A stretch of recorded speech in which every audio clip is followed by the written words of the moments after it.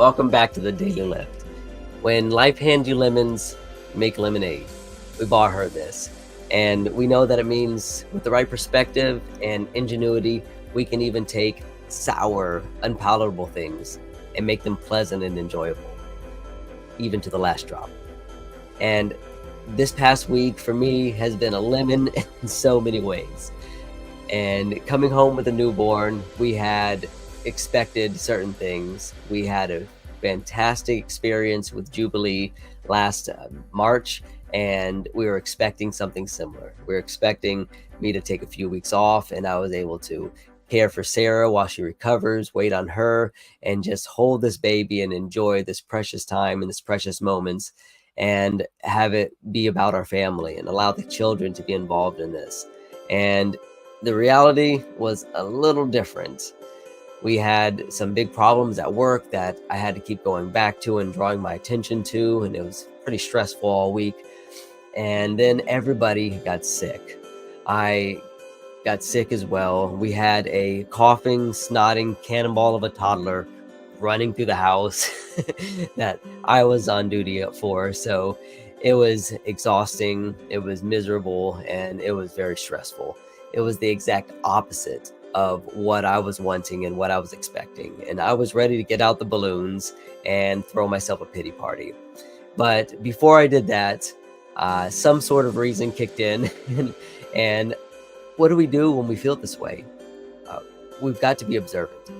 And so what I try to do in times like this, when I'm feeling beat down or I'm feeling like this, I try to do at least two things. I try to take inventory, and I try to remind myself of the things that I already know.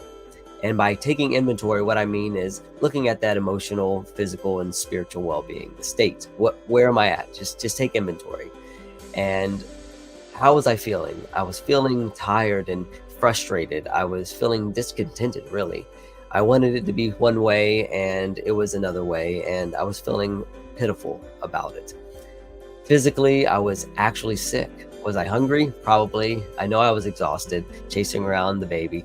And spiritually, have I prayed about it? Or am I too overly focused on the physical things that are going on? And as soon as I started doing this, I started answering these questions, and I was able to use this questionnaire, so to speak, an inventory check to find out what I was lacking and what I needed. I needed some rest. When do I ever make good decisions or feel good about things when I'm sick?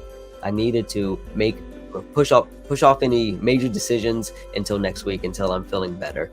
And remember those things that I know. Remember that comparison is the thief of joy.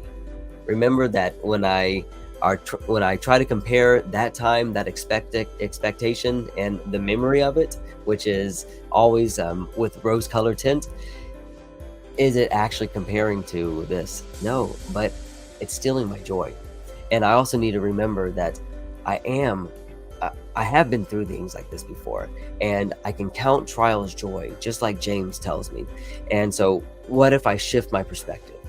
Now that I've taken some inventory, and I also have reminded myself of these things that I already know, the advice that I would give anybody else in this situation, now I can make some real lemonade. Now I can realize that this time with Jubilee, when she needs me because she's sick and she's just laying on me and lethargic, and I'm stuck to the couch, stuck to the bed, I'm bonding with her. I'm showing her what real love in action is all about. And I'm exercising this for myself. I'm building up my love muscles.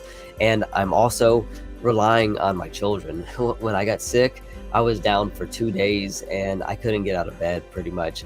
And I was relying on them to watch after Jubilee so that she would be taken care of and not infecting everybody, especially the baby and mama. And so when they were able to do this, it was an opportunity for them to serve and them to build up their love muscles. And we may be looking like a bunch of sickos laying around, but it was a time of family bonding. And it was the literal building up of a family.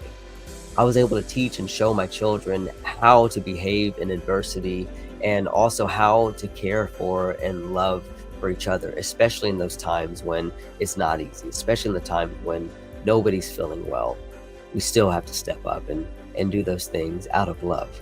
And so, as James tells us, count it all joy, my brethren, when you fall into various trials, for the testing of your faith produces patience. It produces perseverance.